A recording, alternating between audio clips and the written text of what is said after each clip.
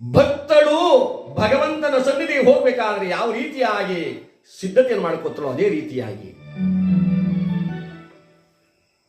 ಮನ್ಮಥನನ್ನು ನೋಡುವುದಕ್ಕೆ ರತಿದೇವಿ ಬರುವಂತೆ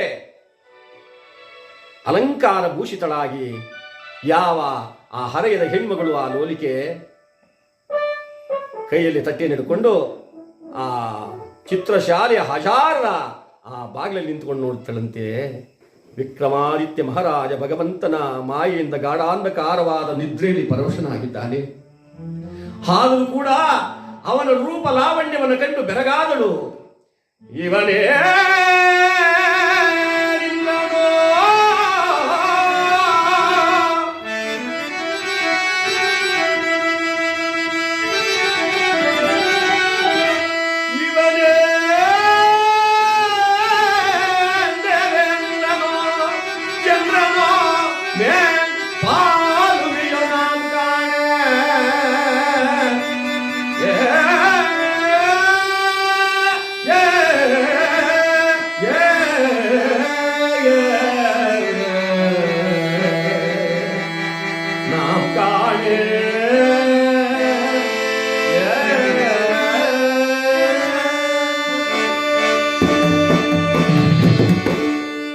ಜಗತ್ತಲ್ಲೇ ನೋಡಿಲ್ಲ ನಾನು ಇಂತಹ ಸುಂದರವಾದ ಪುರುಷನನ್ನ. ಇಂದ್ರನು, ಚಂದ್ರನು, ದೇವೇಂದ್ರನು, ಕೈಲಾಸದಿಂದ ಇಳಿದು ಬಂದ ಶಿವಗಣಗಳಲ್ಲಿ ಒಬ್ಬನು ಎಂಬುದಾಗಿ ಮನಸ್ಸಿನಲ್ಲಿ ಅಪಾರವಾದ ಆಸೆಯನ್ನಿಟ್ಟುಕೊಂಡು ಆ ತಟ್ಟೆಯನ್ನು ಕೈ ಹಿಡಿದುಕೊಂಡು ಆ ಚಿತ್ರಶಾಲೆಯ ಹಜಾರದ ಒಳಗೆ ಕಾಲಿಟ್ಟರು. ಏಕಾಂತದಲ್ಲಿರುವಾಗ ಒಬ್ಬ ಪುರುಷನ ಮಾತನಾಡಿಸೋದು ಯಾಕೆ? ಮಾತನಾಡಿಸೋದಕ್ಕೆ ಮನಸ್ಸು ಒಪ್ತಾ ಇಲ್ಲ. ಆ ತಟ್ಟೆಯಲ್ಲಿದ್ದ ಹೂವನ್ನು ತೆಗೆದು ಮುಖದ ಮೇಲೆ ಹಾಕಿದ್ಲು. ಎಚ್ಚರವಾಗಲಿಲ್ಲ ರಾಜನಿಗೆ,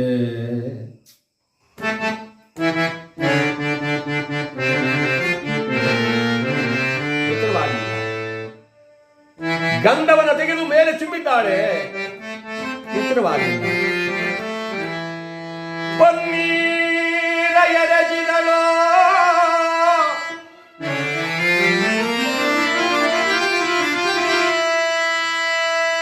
ಪನ್ನೀರನ್ನು ಹೆಚ್ಚಿದ್ದಾಳೆ. ಅವನು ಎಚ್ಚರವಾಗಬೇಕು ಅಂತ ಮಲಗಿದ್ದಾನೆ. ಪರಮಾತ್ಮ ಎಲ್ಲಿಲ್ಲದ ನಿದ್ರೆ ಕೊಟ್ಬಿಟ್ಟವನವನು ನಿದ್ರೆಯಲ್ಲಿ ಮಲಗಿದ್ದಾಳೆ. ಇವಳಿಗೆ ಮನಸ್ಸಿಗೆ ಬೇಸರವಾಯಿತು. ನಾನು ಇಷ್ಟೆಲ್ಲ ಮಾಡಿದ್ರು ನೇರ್ ಕೇಳ್ತಾ ಇಲ್ವಲ್ಲ, ಏನ್ ಮಾಡ್ಲಿ? ಇಲ್ಲ, ಗಾನಕ್ಕೆ ಒಲಿಯದ ಮನಸ್ಸಿಲ್ಲ, ನಾದಕ್ಕೆ ಒಲಿಯದ ಶಿವನಿಲ್ಲ ಅಂತ ಗಾದೆಯೇ ಇದೆ. ನಾನು ಕಲಿತಿರ್ತಕ್ಕಂಥ ಸಂಗೀತವನ್ನ, ಆ ನಾಟ್ಯವನ್ನ ನಾನು ಆಡ್ಬಿಟ್ರೆ ಇವರು ತನ್ನಷ್ಟಕ್ಕೆ ತಾನೇ ಕಂಡುಬಿಡ್ತಾರೆ. ಹಾಗೆ ಇವರು ಮಾತನಾಡಿ ಇವರ ವಿಚಾರವನ್ನು ತಿಳ್ಕೊಂಡು ನಾನು ಹೋಗ್ಬೋದು ಅಂತ ಹೇಳಿದರೆ, ಯಾವ ಮಹತಾಗಿ ಆ ಹರೆಯದ ಹೆಣ್ಮಗಳು ಆ ಲೋಲಿಕೆ ತಾನು ಸಂಗೀತಾಭ್ಯಾಸವನ್ನು ಕಲಿತವಳಾದ್ದರಿಂದ ಆ ವೀಣೆಯನ್ನು ಕೈಗೆತ್ತಿಕೊಂಡಿದ್ದಾಳೆ. ತಟ್ಟೆಯನ್ನು ಕೆಳಗಿಟ್ಬಿಟ್ಲು. ವೀಣೆಯನ್ನು ಕೈಗೆ ತೆಗೆದುಕೊಂಡು ತಾಳವನ್ನು ಕೈ ಹಿಡಿದುಕೊಂಡು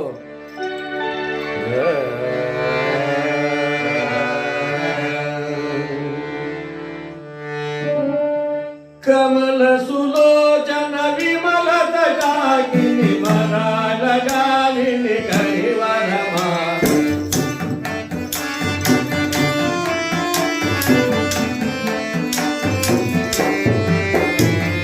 ಕಮಲ ಸುಲೋಚನ ವಿಮಲ ತಟಾಕಿನಿ ಮರಾಳಗಾಲಿನಿ ಕರಿವರಮ ಶಿವಾನನದಿನು ಮಂಡನವೇ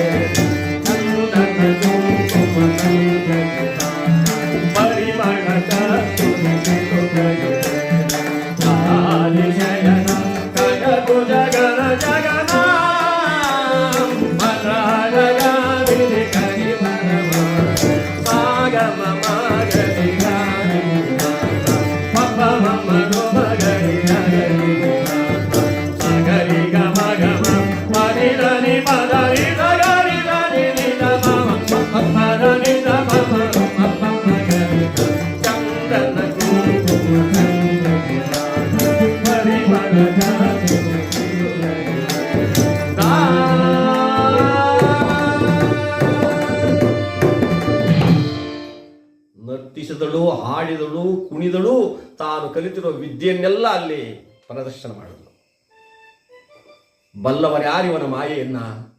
ಭೂಮಿಗೂ ಆಕಾಶಕ್ಕೂ ಅಳತೆಗೋಲನ್ನಿಟ್ಟ ಹಳದರೂ ಕೂಡ ಇವನ ಮಾಯೆಯನ್ನು ಅಳೆಯಕ್ಕಾಗಲ್ಲ. ಎಷ್ಟು ಹಾಡಿದರೂ ವಿಕ್ರಮ ಎಚ್ಚರವಾಗಲಿಲ್ಲ. ಕಡೆಗೆ ಕೋಪಗೊಂಡು ಮನಸ್ಸಿಗೆ ಬೇಸರಗೊಂಡು ಈ ವೈಯಾರ, ಈ ಅಲಂಕಾರ ಇದೆಲ್ಲ ಇನ್ಯಾರಿಗೋಸ್ಕರ? ಮನಸ್ಸಿಗೆ ಬೇಸರವಾಯಿತು. ತೊಟ್ಟಿದ್ದ ಒಂದೊಂದು ಒಡವೆಯನ್ನ ಕಿತ್ತು ಕಿತ್ತು ಕಿತ್ತು ಬಿಸಾಕ್ಬಿಟ್ರು. ಮುತ್ತಿನ ಸರವನ್ನ ರತ್ನದ ಗೂಟಕ್ಕೆ ನೇತಾಕಿದ್ದಾಳೆ. ಮಹಾನುಭಾವ ಮಗಳ ಮುತ್ತಿನ ಸರವನ್ನ ನೇತಾಗೋದಕ್ಕೆ ರತ್ನದಲ್ಲಿ ಗೂಟ ಮಾಡಿಸಿದಂತೆ. ಇನ್ನೆಂತ ಐಶ್ವರ್ಯವಂತ!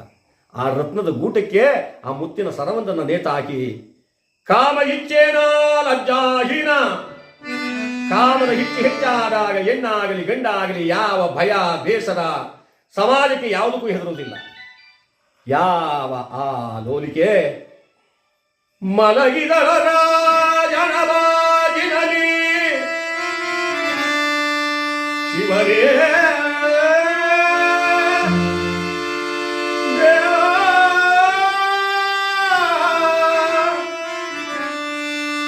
ರಾಜನ ಪಕ್ಕದಲ್ಲಿ ಮಲಗಿದ್ದಾಳೆ. ಬಯಸುವುದೊಂದು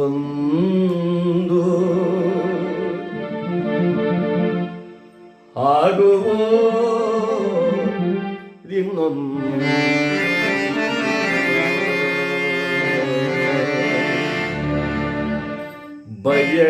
ಬಯಸುವುದೊಂದು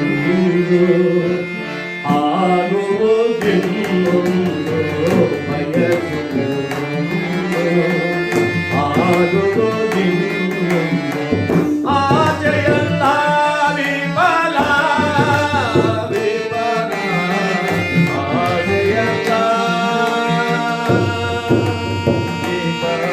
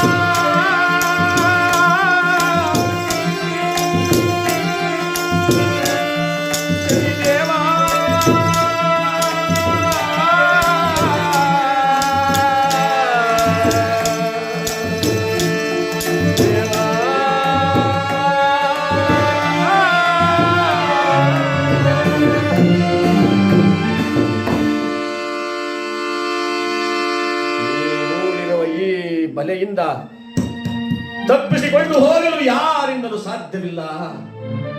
ಈ ಕಡೆ ಯಾವ ಲೋಲಿಕೆ ಪವಳಿಸಿದಳು, ಇವಳಿಗೆ ನಿದ್ರೆಯನ್ನು ಕೊಟ್ಟ ಭಗವಂತ ಶನೇಶ್ವರ ಸ್ವಾಮಿ ಅವನಿಗೆ ಎಚ್ಚರವನ್ನು ಕೊಟ್ಟ ಮಹಾರಾಜನಿಗೆ. ಆ ಕಡೆಯಿಂದ ಈ ಕಡೆ ಹೊರಳಾಡುವಾಗ ಮೈ ಸೋಕಿದ ತಕ್ಷಣ ಬೆಚ್ಚಿ ಬಿದ್ದ ಮಹಾರಾಜ. ತಿಳಿಯದೋ ಹರೆಯದ ಹೆಣ್ಮಗಳು ಬಂದು ಮಲಗಿದ್ದಾಳೆ. ಎಲ್ಲಿಂದಲ ಬಂದವರಿಗೆ ತುತ್ತನ್ನವನ ಹಾಕಿ ಆಶ್ರಯ ಕೊಟ್ಟಂತ ಪ್ರಭುವಿಗೆ ನಾನು ಅನ್ಯಾಯವನ್ನು ಎಸಗಿದರೆ ಮೆಚ್ಚುವನೇ ಆ ಪರಮಾತ್ಮ, ದೇವರು ಮೆತ್ತನ.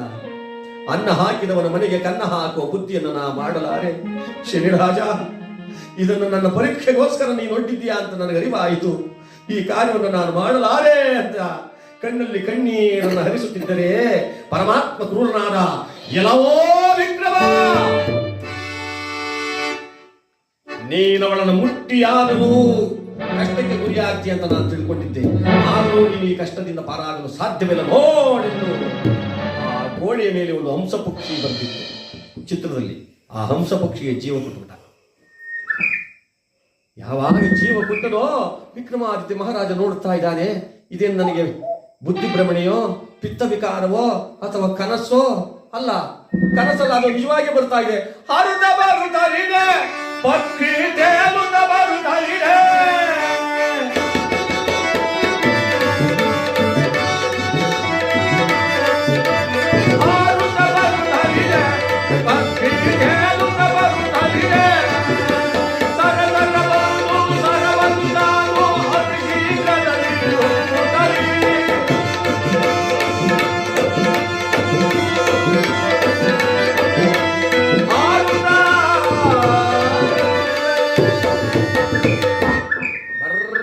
ಬಂತು ಬಂದೊಡನೆಯ ರಥದ ಗೂಡು ಮೇಲೆ ಕುಳಿತುಕೊಂಡು ಗುಡು ಗುಡು ಗುಡು ಗುಡು ಗುಡು ಗುಡು ಗುಡು ಗುಡನೆ ಒಂದೇ ಕ್ಷಣದಲ್ಲಿ ಆ ಮುತ್ತಿನ ಸರ್ವವನ್ನು ನುಂಗಿ ಮತ್ತೆ ಹೋಗಿ ಚಿತ್ರಪಟದಲ್ಲಿ ಪಕ್ಷಿಯಾಗ. ವಿಕ್ರಮಾದಿತ್ಯ ಮಹಾರಾಜ ಭೀತಿಯಿಂದ ನೋಡಿ ಬೆದರಿ ಹೆದರಿ ಹಲ್ಲಾಡಿ ಗಡಗಡ ನಡಗಲಾರಂಭಿಸ. ಶನಿದೇವ, ತರುಣಿ ಮೇಲೆದ್ದು ಸರ ಕೇಳಿದರೆ ಅವಳಿಗೆ ನಾನೇನು ಉತ್ತರ ಕೊಡ್ಲಪ್ಪ? ನೋಡಿದ ದೃಶ್ಯವನ್ನ ನಾನೇನಾದ್ರೂ ಅವಳಿಗೆ ಹೇಳಿದರೆ ನಂಬುವಳೆ? ಅವಳೇ ಏಕೆ, ಇಡೀ ಪ್ರಪಂಚ ತಾನೇ ನಂಬುತ್ತಾ? ನನಗೆ ನೀ ಕೊಡುವ ಕಡು ಕಷ್ಟ ನಿಶ್ಚಯವಾಗೋಯ್ತು ಸ್ವಾಮಿ, ನಿಶ್ಚಯವಾಗೋಯ್ತು. ಶನಿರಾಜ ಅಂತ ಹೇಳಿ ಕಮ್ಮನಿ ನಡೆಸುತ್ತ ಕೂತಿದ್ದಾನೆ. ಬೆಳಗಾಯಿತು. ಬೆಳಗಾದ ಮೇಲೆ ಯಾವ ಆ ಲೋಲಿಕೆ ಕೋಪದಿಂದ ಮೇಲೆದ್ದು ತಾನು ಕಿತ್ತು ಬಿಸಾಡಿದ ಎಲ್ಲ ಆಭರಣ ಒಂದೊಂದನ್ನು ತಟ್ಟೆಗಿಟ್ಟುಕೊಂಡು ಮುತ್ತಿನ ಸರವ ತೆಗೆದುಕೊಳ್ಳಲು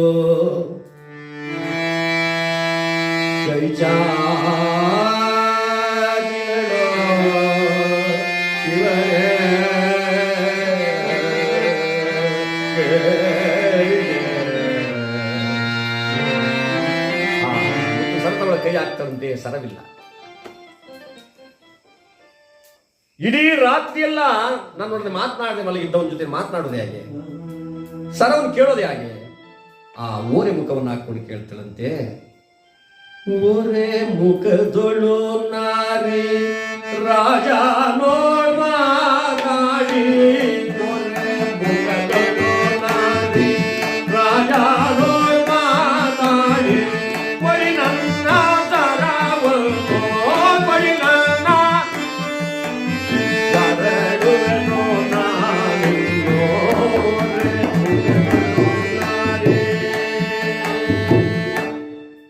ಆ ಓರೆ ಮುಖ ಹಾಕೊಂಡು ಕೇಳ್ತಾನಂತೆ, ನಾನು ಹೋಗ್ತಾ ಇದ್ದೀನಿ, ನಾನು ಸರ ಕೊಡಿ ಅಂದ್ಲು. ಹಂಸ ತೋಲಿಕ ತಲ್ಪದ ಮೇಲೆ ಕುಳಿತಿದ್ದ ಮಹಾರಾಜ ಮೆಲ್ಲ ಮೆಲ್ಲನೆ ಗಡಗಡನೆ ನಡಗುತ್ತಾ ಮಂಡಿ ಊರಿ ಕುಳಿತುಕೊಂಡು ಅವಳನ್ನು ಹೆಣ್ಣೆಂಬುದನ್ನೂ ಕೂಡ ಮನಸ್ಸಿಗೆ ಹಚ್ಚಿಕೊಳ್ಳದೆ ಕೈ ಮುಗಿದು ಕೇಳ್ತದಂತೆ, ಅಮ್ಮ, ಪ್ರಸೂತ ಕುಲದಲ್ಲಿ ಹುಟ್ಟಿದವಳು, ಒಳ್ಳೆ ಕುಲದ ಹೆಣ್ಣು ಮಗಳು, ಸಂಸ್ಕಾರವಂತಳು, ನೀತಿವಂತಳು, ಎಲ್ಲ ಗುಣವನ್ನ ತಿಳಿದುಕೊಂಡಿರ್ತಕ್ಕಂಥವಳು ಅಂತ ನಾನಿಲ್ಲಿ ಹೇಳ್ತಾ ಇದ್ದೀನಮ್ಮ. ನನ್ನ ಮಾತನ್ನು ನಂಬುತ್ತಾಯೆ. ಅಂದರೆ ನಿಮ್ಮ ಮಾತಿನ ಅರ್ಥ ವಂಶವಂತೆಯೇ ಕೇಳೆ ಅಂಸೆ ನುಂಗಿತು ಹಾರ. ಅಮ್ಮ, ವಂಶವಂತೆಯೇ ಕೇಳೆ ಅಂಸೆ ನುಂಗಿತು ಹಾರ, ಹಿಂಸೆಯ ಕೊಡಬ್ಯಾಡ ಗಾಢ ನೀತಿಯೇ ಅಮ್ಮ.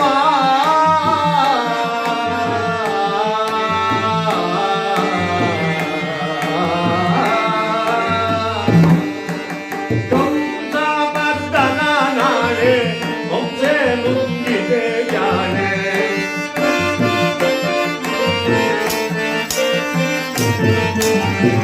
ಕಂಸಮರ್ದನ ನಾಳೆ ವಂಶೆ ನುಂಗಿದೆ ಜಾಣೆ, ಹಿಂಸೆಯ ಕೊಡಬ್ಯಾಡ ಕರಗುಳಿದು ಕೇಳೋಲೆ, ಹಿಂಸೆಯ ಕೊಡಬ್ಯಾಡ ಕರಗುಳಿದು ಕೇಳೋಲೆ, ವಂಶವಂತೆಯೇ ಕೇಳೆ ಅಂಸೆ ನುಂಗಿತು ಹಾರ.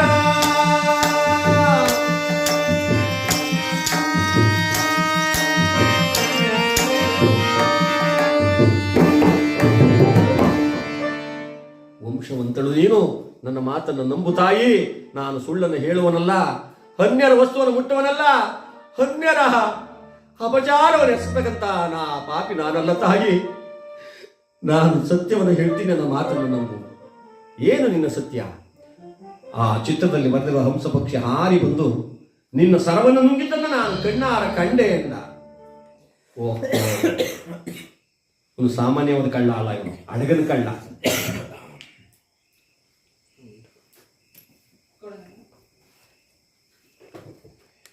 ಇವನು ನನ್ನ ಮಾತು ಬಗ್ಗೋಲ್ಲ. ನನ್ನ ತಂದೆ ಮನೆಗೆ ಹೋಗಿ ಇವನಿಗೆ ತಕ್ಕ ಶಿಕ್ಷೆಯನ್ನು ಮಾಡಿಸ್ತೀನಿ. ಕಾರ್ಯೇ ಚೋರಿ, ಕರುಣೆ ಅಗ್ನಿ, ರೂಪೇ ವಿಕಾರಿ, ಭೋಜನೆ ಮಾರಿ, ಶಯನೆ ಪರ. ಯಾರ ಗುಣ ಇವು ಮಾಸ್ಟ್ರೆ? ಯಾರ ಗುಣ ಇವು ಮುಂದೆ?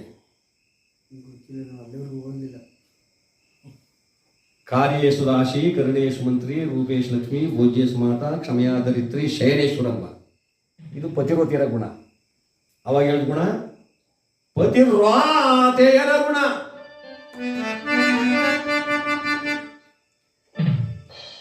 ಎನ್ನಲ್ಲಿರಬೇಕಾದ ಗುಣವು ಆ ಭಗವಂತನ ಮಾಯೆಯಿಂದ ಅವಳಲ್ಲೊಂದು ಸೇರಲಿಲ್ಲ. ಕಾರ್ಯೇ ಚೋರಿ, ಕರುಣೆ ಅಗ್ನಿ, ರೂಪೇ ವಿಕಾರಿ, ಭೋಜನೆ ಮಾರಿ, ಶಯನೆ ಪರಾರಿ ಎನ್ನುವಂತೆ ತನ್ನ ತಂದೆಯ ಬಳಿಗೆ ಬರ್ತಾ ಇದ್ದಾಳೆ.